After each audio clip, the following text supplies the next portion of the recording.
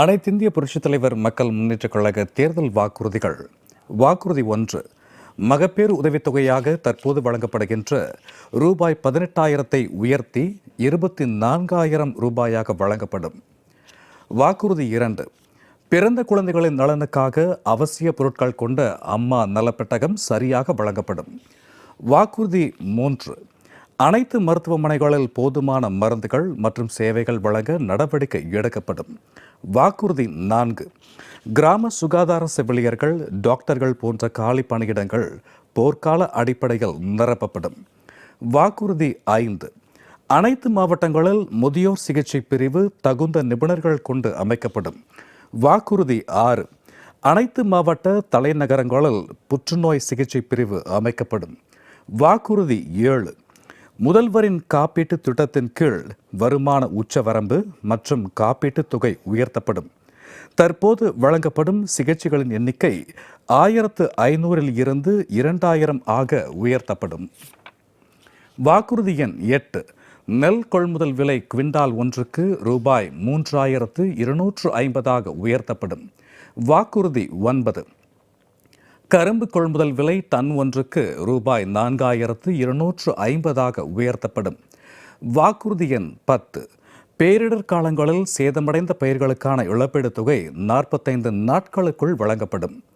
வாக்குறுதி எண் 11, நெல் கொள்முதல் நிலையங்கள் மற்றும் நெல் கிடங்குகள் குறித்து ஆய்வு செய்து தேவைக்கேற்ப கிடங்குகள் கட்டப்படும்.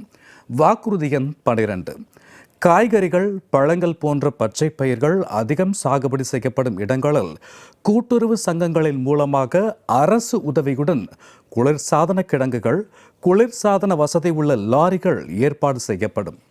வாக்குறுதி எண் 13, விவசாய மின் இணைப்புகள் துரிதமாக வழங்க ஏற்பாடு செய்யப்படும்.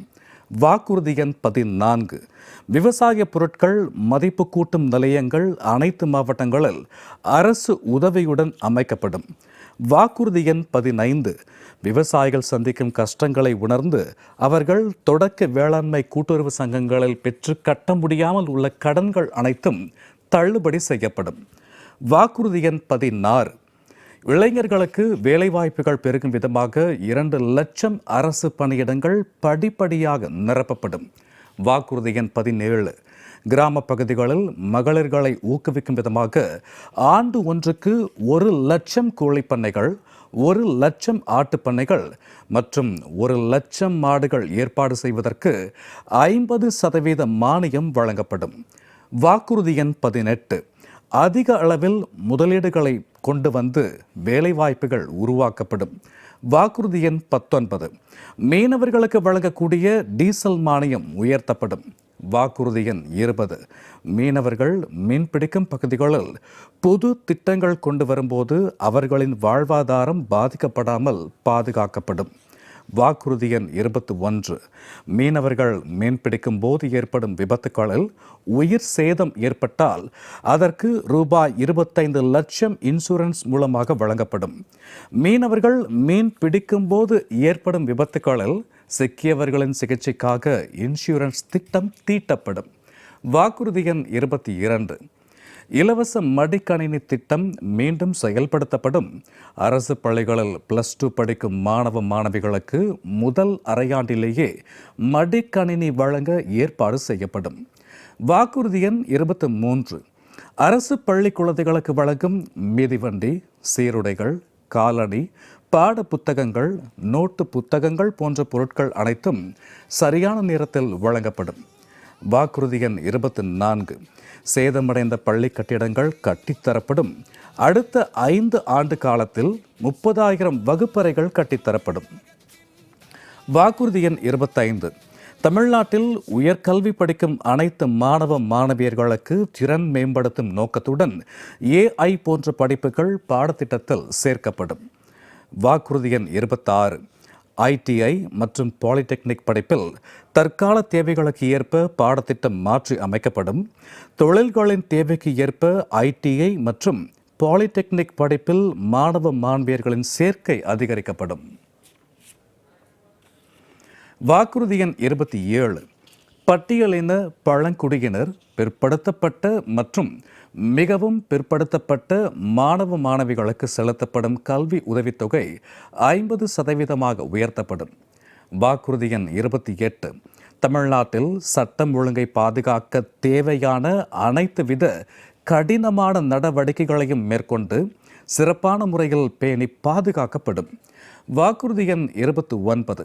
தமிழ்நாடு காவல்துறையில் எந்தவித அரசியல் தலையீடுகளும் இல்லாமல் சுதந்திரமாக செயல்பட்டு ஸ்காட்லாந்து காவல்துறைக்கு இணையாக சிறப்புடன் செயல்பட வழிவகைகள் ஏற்படுத்தப்படும். வாக்குறுதி எண் 30. போதையில்லா தமிழகத்தை உருவாக்கிட தேவையான அனைத்து சட்ட நடவடிக்கைகளும் எடுக்கப்படும். வாக்குறுதி எண் 31. தென் மாவட்டங்களில் நிலவும் வன்முறை கலாச்சாரத்திற்கு முற்றுப்புள்ளி வைத்திட தேவையான ஆக்கப்பூர்வ நடவடிக்கைகள் விரைந்து மேற்கொள்ளப்படும். வாக்குறுதி எண் 32. பெண்களின் பாதுகாப்பிற்கு எந்தவித இடையூறுகள் இருந்தாலும் அவற்றையெல்லாம் இரும்பு கரம் கொண்டு அகற்றப்படும்.